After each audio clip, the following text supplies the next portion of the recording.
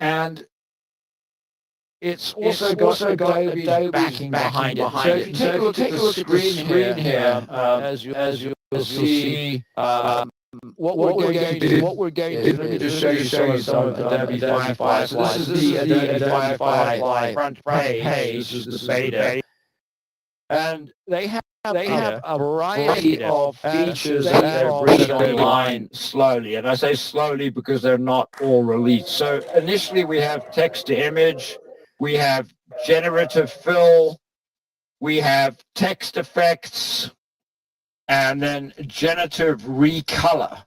But there are some other coming, and this one here, 3D to image, is one that I'm very excited about, because I think that is going to really change 3D completely, like AI has changed other industries, such as people that write and whatever. And then this one, extend image, where you'll be able to aspect ratio of an image. Well, today we're not going to do text to image, because I think everyone has pretty much seen that AI does an excellent job of creating images from text. But what we're going to do is we're going to go to the generative fill function, and we're going to explore that a little bit. This is just totally, in my opinion anyway, we're going to mind-blowing. So Adobe gives you, go ahead, yes. I think it would be quite important in the beginning now, just to clarify the differences, because you mentioned the already, let's say, technologies, platforms like Journey, DALL-E, and so on. But isn't there quite a big difference?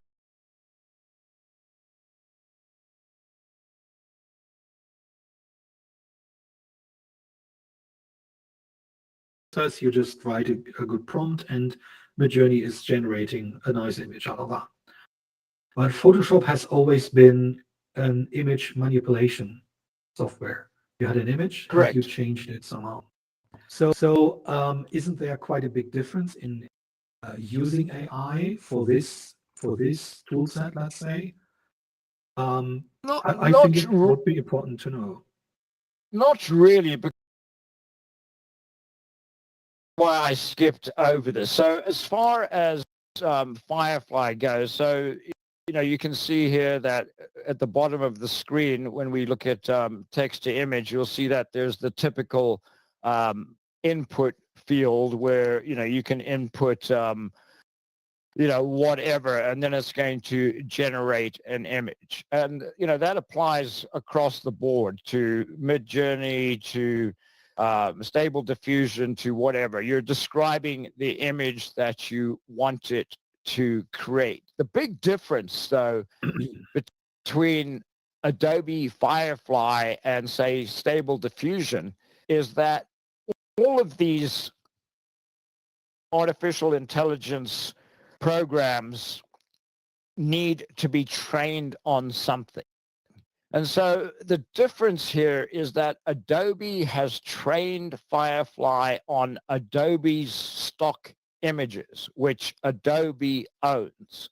Stable Diffusion, for example, on the other hand, nobody's exactly sure what images exactly it was trained on.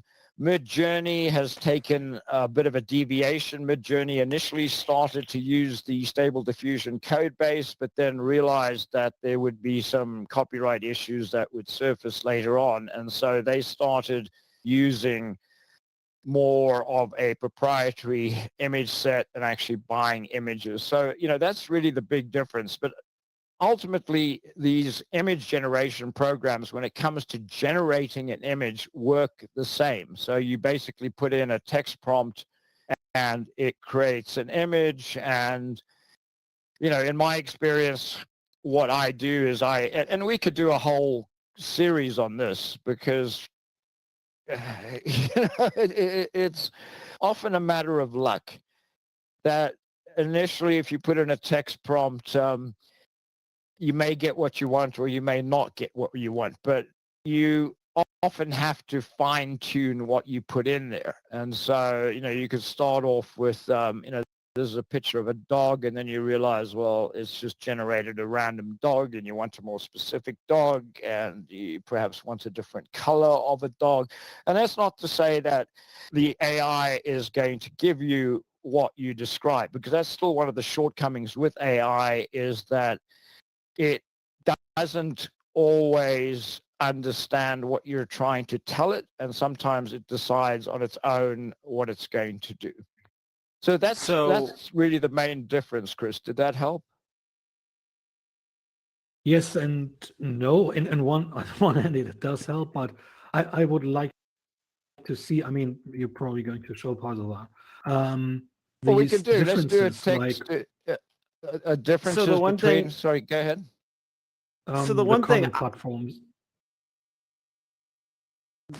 So the one thing I wanted to comment from what I'm pulling from this, John, is with Adobe, this is the first we're really talking about bringing them into the AI thing. And for anybody who thinks AI is going away, a brand like Adobe, with them training and having all their own images, this just shows you a really financially solid backed, I think out of any of the programs. I'm a monthly subscriber, and I know that I know many people who are a monthly subscriber to Adobe, and I think some of them are definitely excited about seeing this because they've already got Adobe Suite, and this is what's coming. This is the future right here. So No, this is exactly, exciting. exactly. And I'm sorry if I'm not sounding that excited about image generation, because that, as far as I'm concerned, is something that everyone's doing right now. But Monthly subscriber. what I did in the meanwhile is I put in a prompt here. So we see a dog, right? And so Firefly has created, It looks like a dog, this quad and it of looks like a 4 cat. dogs. Exactly. So it's decided that a dog and cat go together, and so we could end up using negative prompts, no cat, etc., etc. But what I wanted to show you is that the Firefly interface is, what should I say, a little bit, well, not a little bit, a lot more layered than the Midjourney interface. For example, Midjourney is very basic. It's accessed through Discord right now. They are working on a web beta version, which isn't open to the public yet. But Firefly reminds me more Wouldn't you be of some of... surprised? Wouldn't you be surprised if it's with Photoshop and whatnot, if it didn't have layers to it? I mean, that wouldn't even be the Adobe process if it didn't have layers. Yeah, definitely Adobe enjoys adding menus. But, let's take a look at some of these menus. So, one of the things that is different to, from Firefly to, say, Midjourney, is that, everything works on, pretty much clicking. So if, the aspect ratio, you can choose an aspect ratio and click on it. So, if we So one of my things that I think is interesting with these images, John, I just want to comment as you're bringing them up, is why is the cat look ominous in 3 of the 4 last photos you had? It's interesting. The dog always seems to look happier than the cat. Anyways. Yeah, because we've just used a very basic prompt here, a dog, right? Okay. So, and that's just for brevity. I don't want to have this churning and churning for a while, but, definitely, well, some people may want a cat, but, definitely we would add to that prompt and describe the dog, perhaps describe the dog's surroundings. Right now we've basically said, Midjourney, use the word dog and just come up with, whatever random dogs. No, I get it. I get it. No, and totally. fill these 4 quads. I mean, that's really all we've done here. No, 100%. So, I'm just making an observation. That's all. No. And then, just going back to this menu on the right, we have content type where, right now this is content type art. You can see that below here in the window. We can add, let's add photo to it. And, this is the problem with image generation, or at least this is reasonably quick. It does take some time. So, here we have photo art. And, I mean, every time I see images like this, the first thing that comes to mind is, and I am a photographer. I started off as a press photographer, in the late 70s, and have worked in the field, on and off for many, many years. And so personally have experienced, the first thing that happened was automatic cameras came out, and, all of a sudden we thought, oh, now anyone can take a picture. And then, obviously digital, and, there's been these times when photographers have felt, gosh, we're going to be out of a job because of technology. Well, that hasn't happened per se. Things have changed, but there are still photographers. But when I look at images like this, it's like, whoa. Particularly that one on the right bottom, it's a cute image, and they're all kind of cute, and they look I want to see more happy realistic. cats. Okay, well, let's change it. A dog and a happy cat. Let's see what we... I thought that top left cat, he was ready to pounce, and then one of them looked miserable. There we go. Yeah, let's break the stereotype. I know some people have some happy cats out there. Okay, so this I is love what how the bottom left. I love how the bottom left. There's not even a cat in it. It just put two dogs. It eliminated the cat altogether. Yep. Is the top left cat happy? Really? That is the happy cat? I don't know. A happy cat. That's a happy cat. I don't know. But, that also brings up one of the other advantage of Midjourney. We haven't seen what Adobe is going to charge for all of this. Oh. But, using DALL-E, for instance, when I use DALL-E, and Bing now uses DALL-E as their image generation engine as well, but one has to pay for it. And so, with Midjourney, for instance, I've now rendered 140 something thousand images. But John, go ahead. Well, I couldn't do that if I had to pay for it, because if right. Well, the other thing too is with Adobe, a lot of people are not feeling comfortable doing the program that you're doing because there's all these copyright cases, and the dust is yet to settle of what's going to happen. It doesn't the one apply. thing with the Adobe, apply. Go ahead, Eric. Right. But the one thing with Adobe is people are going to, even if they're paying for an image, they're going to feel comfortable about it because they're going to own the copyright of it. Like, this is more of playing it safe. The other thing about Adobe is, as I mentioned earlier, is that all of these images are a result of Adobe using its own proprietary stock image database to create Firefly. So all of the images in here, every single image in here is owned by Adobe. There is no copyright issues when it comes to Adobe, because this is Adobe's product.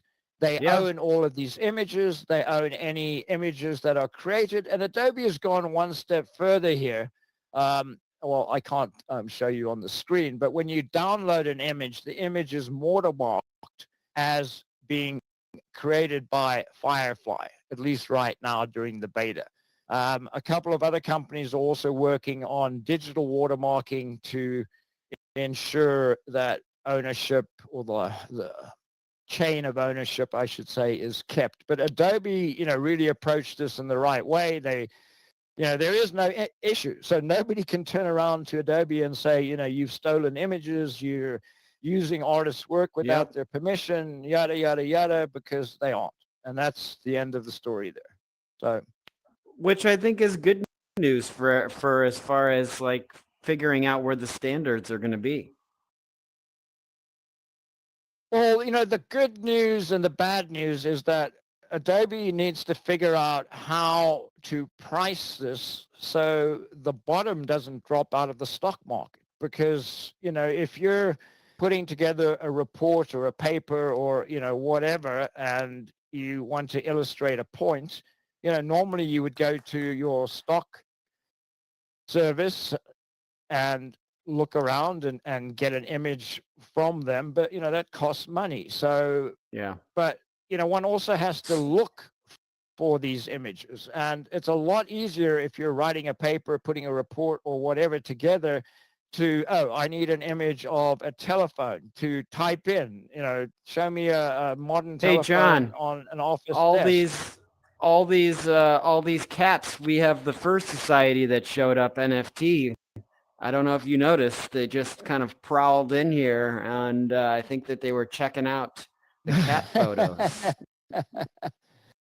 But anyway, not to get too hung up on this. I mean, Adobe on the right side here, also has styles you can apply. I mean, in Midjourney, you can apply styles and whatever, but you have to define it. So you have to say, a painting painted by Matisse or Van Gogh or, whoever. So, again, it's all. Is there anything else that you want to show on this thing before we move No, into not the really. next? This, I think, is kind of, pretty much staple to most image generation programs. And, some of the other programs out there, have similar menus. So let's take a look at what we were going to look at. Well, I think they need to work on first out of the gate of what a happy cat looks like, because I don't know if they succeeded in that in my expectations. With cats, it's very difficult to know if a cat is happy. Well, actually, I mean, they can make it known that they're not happy very quickly, but a contented cat could be a cat that just sits there and stares at you for hours without any expression on its face. It may be happy. There's a whole thing to cats. We could do a show on cat language as well, which I think would be interesting. And I wasn't trying to not give the dogs any attention, but the dogs, it's kind of, they always seem to look pretty happy for the most part. Yeah, but again, you're leaving it up to chance, right? So you're saying, I want a picture of a dog. And so it's up to Firefly or whatever image generation program to decide, which of the billions of dogs I possibly know about 100%. am I going to, stick into that quad. So you have to be specific. Midjourney, for instance, allows you to use up to 70 words, although that's a misnomer as it's actually tokens. But, so you have a bunch of words that you can use, more than just, a dog and a cat. I mean, that is kind of a really lame prompt, but I didn't want to get into a long prompt because it takes time. So let's take a look at what I think is the coolest feature here. And this feature is now in Adobe's Photoshop beta, and that is the generative fill feature. And what I'm going to do is I'm going to upload an image to this. Let's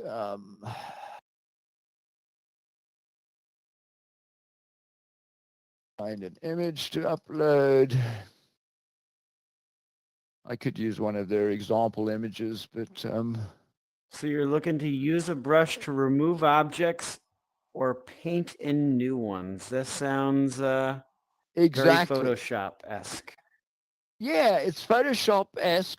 Well, it is Photoshop, but the big difference is that to do what we're going to be doing here, previously would have taken hours and hours and hours, and instead today we're going to show you just how quick this process is.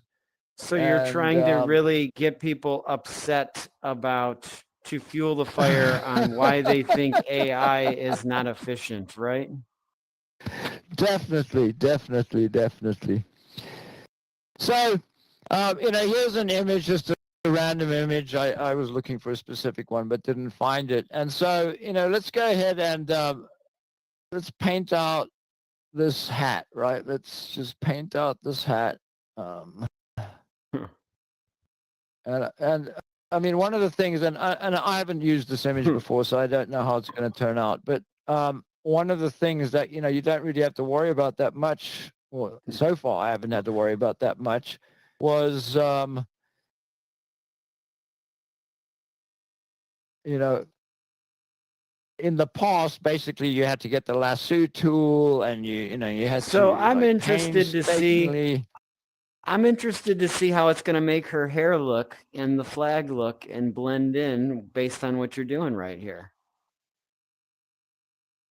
Well, since we were on the topic of happy cats, basically what I'm going to do is I'm going to see if that didn't work very well. Well, you got, is that her ear there? Did you leave an ear here on the side? It looks like you didn't paint everything out. No, I mean, no, I painted it out, but as I say, I haven't used this image before, so I didn't quite know which one. Let me clear this and let me go back and add another. Let's do something else. Let's try this example here. We'll try this one. This is probably better here. So let's paint out this lighthouse, right? But that lighthouse looks beautiful. I think it makes the image. Okay, but let's see what it looks like without it. You're going to put a skyscraper in there? That's appropriate. Could you imagine building a skyscraper on that rock? That'd be pretty impressive. Okay, so we have a weird-looking lighthouse skyscraper in there, but I mean, you can see, and it gives you, the ability. Oh, okay, there's another one. There you go. The ability to pick different images, and the thing that impresses me, though, I think is that's that, the winner. It's just, yeah, that definitely is the winner. I mean, it's just, to do that with Photoshop previously, you would have had to take the image out or mask it, put another layer in there, then, put this image in there and clean up the edges. But, this does it automatically, which, is pretty amazing. So could you have had another image that you uploaded and it could have been that image that went on the rock? No, because see, what we did here was we painted this out, right? Yeah. And then we have a text box here where we add what we want in there. So we could put, what else is, how about,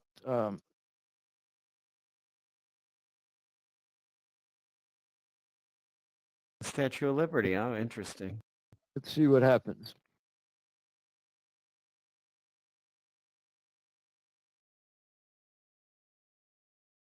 Oh, that's pretty good. And it's got different angles. So great.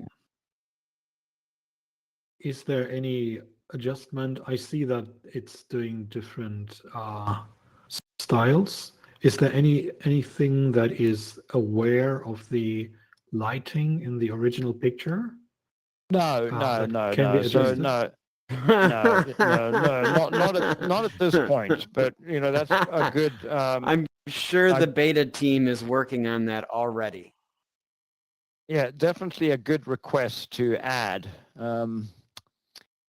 So I'm going back to my images because I'm not finding what I want here.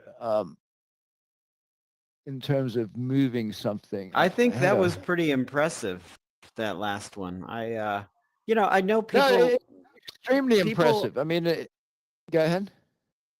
I feel like people are going to have trouble adjusting to the conveniences of AI, when it would taking them all of this extra time before. Well, that's the whole thing, I think, about AI.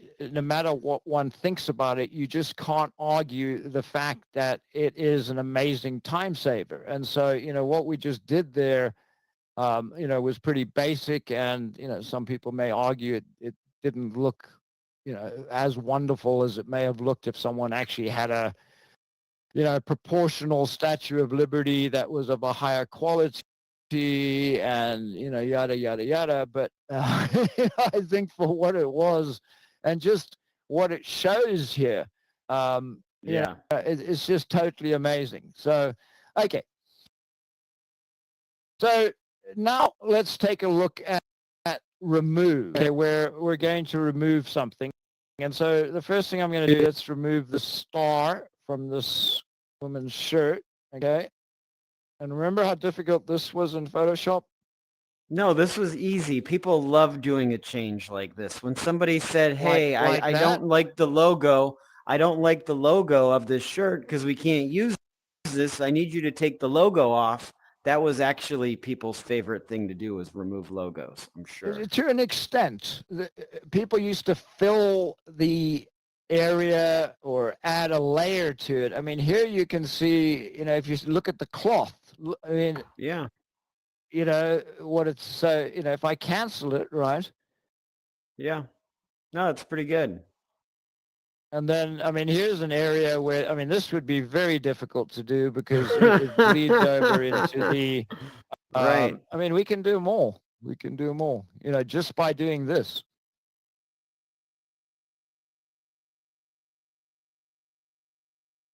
This looks like, and again, regular people are going to be able to make changes instead of having to hire somebody to do these Photoshop corrections. Yeah, I mean, look at that. Look at that. That could have been like a $40 fix mind-blowing. if you would have had to hire somebody, $20-$40. Here it's decided that it's going to add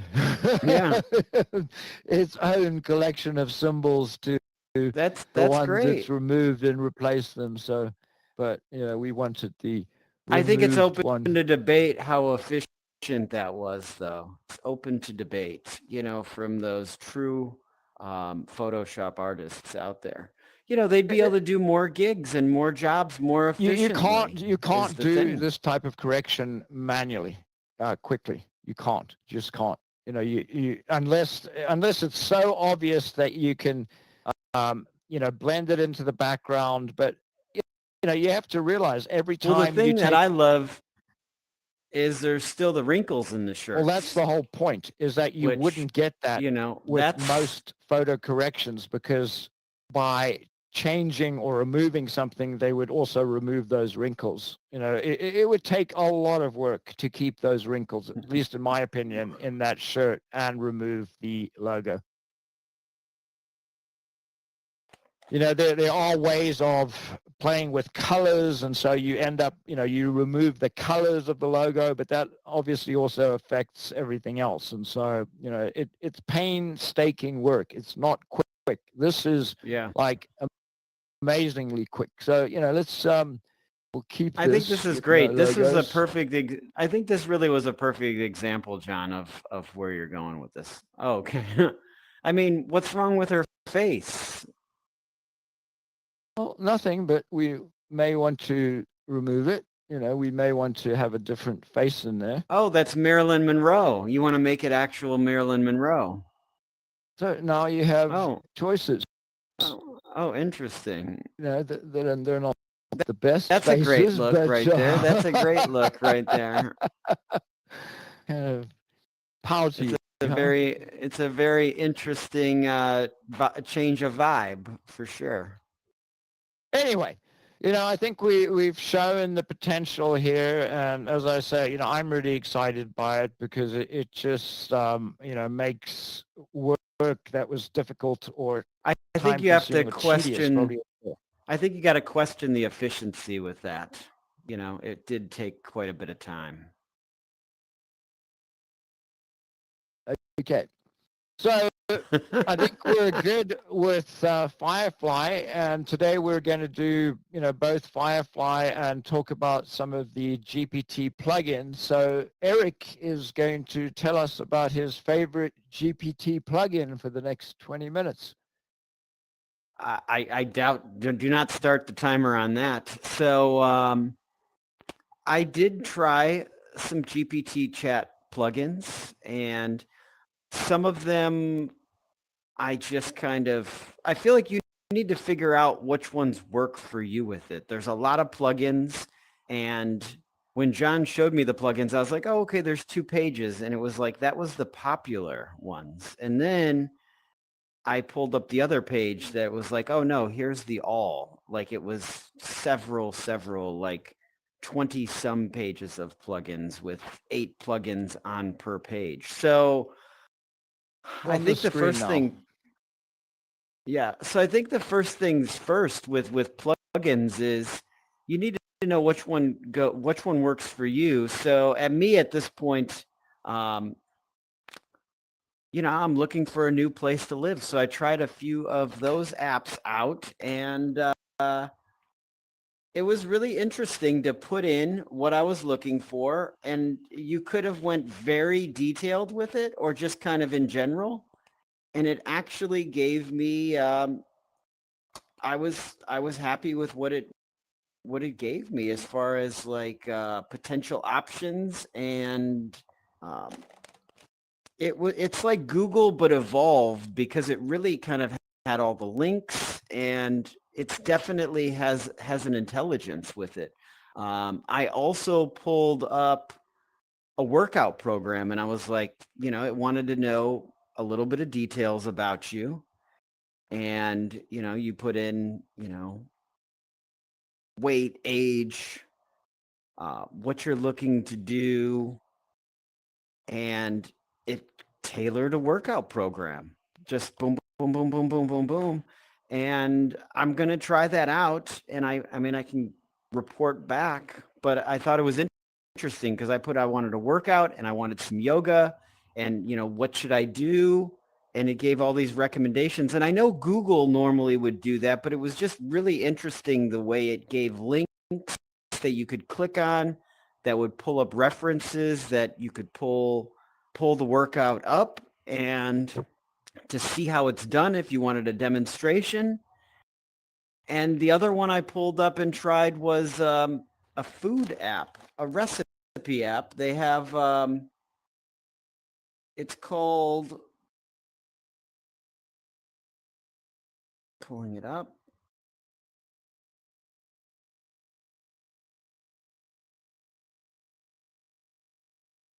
Well, what do you think the Recipes. advantage though is? I mean, you mentioned that, you know, the exercise stuff was similar to what you would get if you asked a chat engine what to do, or a search engine rather. What Okay, so was the main what was difference? the main difference was it was a conversation, right? Because it actually came back to me and it said, well, we didn't ask you exactly, I'm pulling it up right now. I apologize. I forgot to include the muscle groups that you would like to focus on your workout. Since you mentioned yoga, walking, push-ups, and sit-ups, I'll include focus on core, chest, and cardio. Let's try that again. So it was very interesting to where it's following up with the questions to get more detailed to help you get a more specific result on what you're going for. So Google doesn't really do that. It just gives you information and you need to decipher it from there. So, you know, again, it breaks down, it's called artificial intelligence. So it is this intelligence that's been curated that is just based on this prompt. It's then creating that prompt that follows it. And if you're not really happy with what it gave you, you can say, you know what, I like this and this, and what are some of my other options? And I feel like it'll generate a whole different workout set and everything like that. And usually when you pull Google up, it's very catered to where, hey, this is what you would do. This is what you would do. So I think the uniqueness of it is what really sets it apart.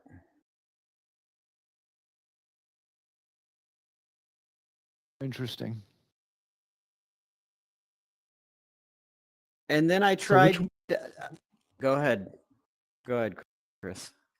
No, just I would be just curious to know which AI plugin to any app that you're using today, or maybe you have an app that you're using frequently. Is there any AI extension that you would like to see? What would be good for you, or what would you like to use? So to me, the thing I'd like to see is like I just covered an event for the whole weekend. To really have AI be able to eliminate some photos that just did not turn out good. Maybe have me just make some decisions on a couple of the close photos, go through it. It asks me a little bit of details of what is happening in a few of these different locations. You know, shot some really quick, like maybe 10 to 15-second video clips. Like, okay, which DJ was this that was playing right here? And then it could basically put all of that together and be like, here you go. Here's your I know that they do have some similar stuff, but I would really like to have that, and maybe even have it ask me a few questions on what each day was like, and really kind of be able to formulate all that, because that could normally take a lot of time to a lot of decisions need to be made on a project like that. If you care, you know, some people can just make really quick decisions, but sometimes it's difficult choices of how do you curate this. Okay. Yeah, but I mean, the thing to me would be that, you know, for AI to be able to do that, you would have to create a model of what you think is aesthetically pleasing, because it isn't going to know. I mean, you know, I suppose one could program stuff into there and say, you know, look for things like the golden triangle and, you know, lighting optimization and focus and whatever. But, you know, how is it going to know what you like? Right. And I get that. So again, that was just the very first thing off of what Chris said to me was, I'd also like to have, I almost feel like, almost like the personal assistant, somebody like for it to be able to analyze your life, how what your day entails right now, and then where it sees the elements that you could improve your efficiency. And then, you know, even when it comes to like like I just was talking about editing, or, you know, creating, because I feel like we have a lot of day jobs to where, you know, when you're creating, you need to be very efficient with your time that you can use to get your creative stuff out there. So I guess really like incorporating health and, you know, just your whole lifestyle to really, I think that there's people out there that are looking for, you know, instead of asking their friends how they should do this, you know, asking something that really has a lot of information that they can assess, to where like, hey, you really should be putting this into your body. You really need to do a minimum of this effort per day, you know, and really kind of holding you accountable. You know, the next day saying, hey, you failed, and you got to really, you know, do better. You know, and you're going, oh, so okay. It would be systems with additional information. It's information that is not that easy to access. Like, for example, when the system is completely collecting health data or whatever kind of things that are valuable for you, and that a system like that can easily calculate. Let's say that would be the main, interesting point for you. Well, I definitely think that. Go ahead, John. No, I was going to say that, I mean, I think in some ways you're feeding into what people are complaining about with AI, is that, you know, it sounds like you want it to do everything for you. I do not. What are you going to do? I do not want, no, I do not. No, because you need to actually follow through, and you still need to do a lot of work, but it's a matter of looking at and analyzing things of, hey, how can you get more efficient, and where are you losing time during the day, and really That's a good owning point. that, Sure. and analyzing that. And I think we're too early on. Like, you were talking about giving your, the other week, allowing it to analyze your health stuff. I feel like there's going to be people that maybe allow AI to get involved in their life and affect it and influence it. And I feel like it's going to be an interesting case study from the people who are anti that, and they want to be as far away from it as they can be. And it's like going on a diet, or, it's not a diet, it's a lifestyle change. You can't just eat healthy and work out for a month, and then, the minute you go back to being normal, you're just going to go right back to where you were. So it's a matter of how we can become more efficient. At least that's what I see. Yeah, and I so just need to clarify. Go ahead, Chris. Sorry. So no, just also to clarify in that case, it's really a practical help that AI should give to you. That's is the point. It's not that point of entertain me or give me help with creative work, whatever. It is a practical approach. It's, as I said already, something that is hard to do by yourself, if you can do it anyways, because collecting a lot of data, analyzing the data will be a lot of time. And if that would be done by an assistant, that would help you every single day. I can see that I would go into the same direction. I would like to have that too. Well, I feel like it's, the good news is, Chris, I think it's coming. I think, like, looking at all of these things, and I didn't get to experiment with the travel thing. I really, if I could rewind back a couple months, I feel like I definitely would have went down that rabbit hole. But I see the Bitcoin thing down here at the bottom. Like, maybe that's it's, so there's a lot to explore here. And I mean, it is an exciting time because For sure. I even think that, I know that there's a lot of people using this stuff for free, but I do believe having an assistant, what is that worth to you? Even if it's like, we're talking about jobs to be created, like, some people who are masterful with this technology, I could see easily them having their own clientele that they're helping set all of these things up for, because there's going to be all these prompts and all this programming that's going to be needed to be developed within all of these things to help other people become more efficient. Because some people, they don't want to necessarily do all the legwork that they need to do, and they would rather have somebody help them do this process. So I do see that there's going to be a lot of jobs that this can create as well, because even if you have a digital assistant, I think you still need an assistant as well for some people, for sure. But let's think for a short amount of time about the point. If you have this assistant, let's say it's just a digital assistant, AI powered, and you're using it for 2 or 3 years, don't you think you get quite dependent on it? And on top of that, can you trust this assistance? I'm not talking about trusting that it will tell you wrong data, that you had more calories or less calories that you really had.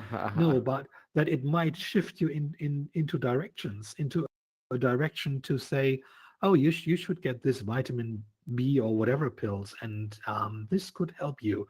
And maybe because it is trained or paid, however, by a pharmaceutical company. I mean, that's a very, very good point, Chris, because the pharmaceutical, well, I mean, to me, for us to think that the pharmaceutical industry will not be involved in this to some shape or form, I mean, it's everywhere, and there's an interest in things to be promoted. So that's a difficult, that is where it becomes a very difficult out of everything that you said that at the very end, because we've seen over the past couple of years the power of that industry to influence news and information that is put out there. So, but before you went to that, I think that there's a real power in my answer to that question would have been, you're really only going to know based on almost looking at where you're at now and then where you can be at in the next couple of years as far as from an efficiency standpoint. How much were you able to get done, from a health and fitness standpoint? Are you in better shape now than you were a few years ago? So it's the true testament I feel like the results, people seeing you and being like, oh my gosh, how are you able to get so much done and be so efficient? So I feel like that's going to come in time. Right. I mean, those are basically 2 points. I just wanted to point out that, if you have an assistant, I guess also because of the fact when you're dealing a lot with those assistants and they do a good job for you, you will get some trust. And in comparison to a program as we know it in the last 20 years, let's say, where we're using a lot of services online or whatever, most of the time we had an interface where we were just typing in some numbers, we received some numbers back, everything's fine. But in this case, we will have conversations with those assistants. We will talk to them. They will talk to us.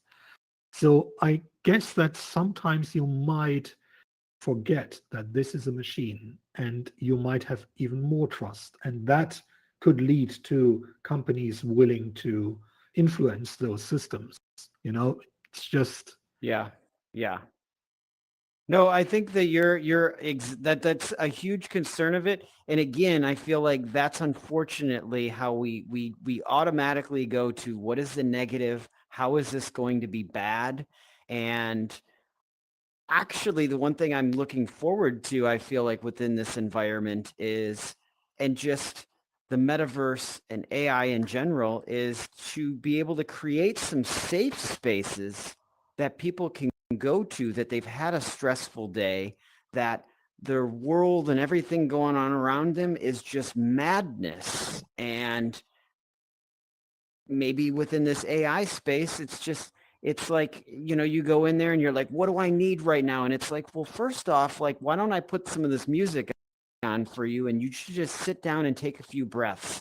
And then why don't you do a little bit of stretching? And, maybe it's just like this, it could be this voice of reason to where, like, really putting you in a completely different energy of exactly what you need. Maybe it's some sound healing, maybe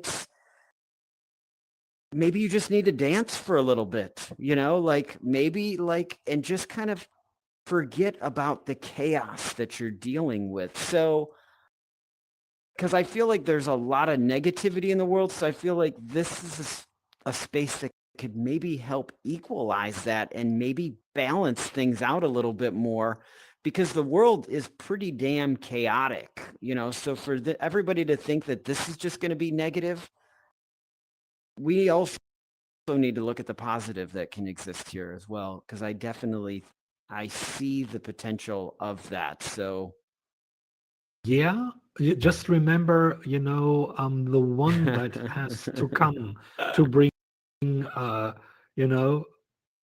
something to the force, right? That person should also equalize stuff. And in the end, he was becoming Darth Vader. So, well, yeah, I would hope so too. And I think it could go that way, as you describe it. But, well, in this case, I'm a little bit more on the skeptical side. fair enough. Well, I think there's something to be said about skeptical. Yeah, John, who is as positive as they could be, I want to hear John's wrap up here. No, all I was going to say is I agree with you that one needs to be positive. In fact, I posted a bit of a flame to LinkedIn yesterday, kind of making fun of all of these people that are saying that the end of the world is coming because of AI. And, I don't believe that for a second. What I do advocate, though, is that one needs to be cognizant of the fact that you're using a tool and it's not perfect. And so if you ask it to write an essay, be sure to read the essay and to add to it. Make it your own.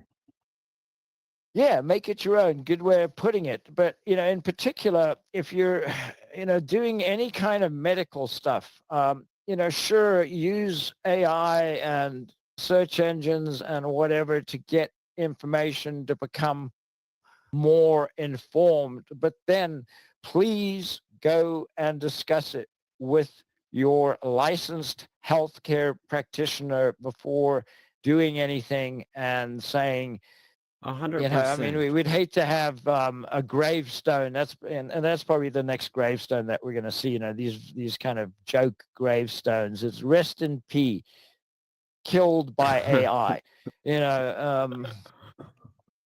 Which is a possibility if somebody. I'd like most to people see it kill some of the negativity out there. Honestly, there's just too much negativity in the world right now. So let's hope that it manifests a positive change. And as you were talking about a tool, the very first tool that popped up into my mind was a knife, right? A knife is a very dangerous tool. We use it to cut up things that we're going to cook or to do things, but a knife can also do a lot of damage to you. It can kill. It literally has killed people. Yeah. Right. Anyways. There's a lot of things that can kill people. It's, Yes. I think the concern careful here with it. is that Bad jokes. this is going to take over the world and all of a sudden we're going to be subservient to AI. And anyway. Let's, why don't you queue up of what we're going to be talking about next week, John? Next week, I think we're just going to continue talking about AI and the ability now, or I shouldn't say ability, but the promise of using AI to do some of the tedious animation work that animators have traditionally done. And, just going back to your point before we close, Eric, and, every time I open my mouth, it seems to be showing how one can get rid of a particular profession or streamline that profession. And so I'm afraid there are going to be people, until all of this settles down many years from now, that are going to continue to be irritated by the word AI because they think it is a threat to them. And it can be a threat to them, but everything is a threat if you don't keep up. If you don't keep up your education, if you don't keep up learning, you're going to fall behind, no matter whether there's AI or no AI. That's just a simple fact. You can choose to be dumb or you can choose to be educated. Or I suppose you can choose to not care and just become a vegetable. That is an option that many people take. But John, you gave quite those sounded like some promising options. Yeah, I'm going to be a broccoli or something. A broccoli. At least it's healthy, right? That's what I wanted least to it's say. healthy. Exactly. Yeah. Low carb too, I believe. Anyway, that's the end of our show today. This is the Virtual Film Company, just in case you were wondering. I'm sorry we haven't announced who we are throughout the show. No, it's on the big screen behind us, the Virtual Film Company. Ah, so yes, it's on the big screen. Yes. So they've been seeing it the entire time. Yes, in case they aren't aware of the Virtual Film Company. Yes. Or if they are broccolis and they cannot read. And honestly, the Virtual Film Company, as we say, we're looking for people. We are going to be one of the first people to adapt virtual assistants because we need assistance in this front that we are looking to do, educate people and inspire people on the future. So AI, We're welcome. We will welcome virtual assistant. At least I believe we will. We are welcoming anyone. Anyone, yes. AI or not. So we meet here every Wednesday at noon Eastern, that's United States time, every Wednesday to talk about a variety of topics. And lately we've been talking about and focusing on AI. And as I say, we're going to continue to, and next week we'll talk about the role that AI is going to be playing and is starting to play in the animation field. So be sure to check out our Facebook page, our YouTube channel, and show us some love. And we'll see everyone again next week at noon Eastern. Actually, before you go, I have to correct you because we do not welcome everybody here because there was a few people that came in and they were jumping on the couches and they were being disruptive. So that is not true. We do not welcome everybody in this space. So we can't claim that. Well, we do welcome them until they're disruptive. So, we're totally open-minded. Anyone can come to the space, and we only ask one thing, and that is that you be well-mannered. You're welcome to join in the chat. You're welcome to make comments, but as soon as you are disruptive, you will no longer be welcome, and you will feel the impact of that. So, the magic of being made to All right, disappear. guys. All right. Yeah. I'll See you next week, guys. Okay. Right. Thanks, Chris. Eric, Mylan, our camera person. Thank you. Great show. See you next week. Cheers. Thanks, guys. Bye-bye.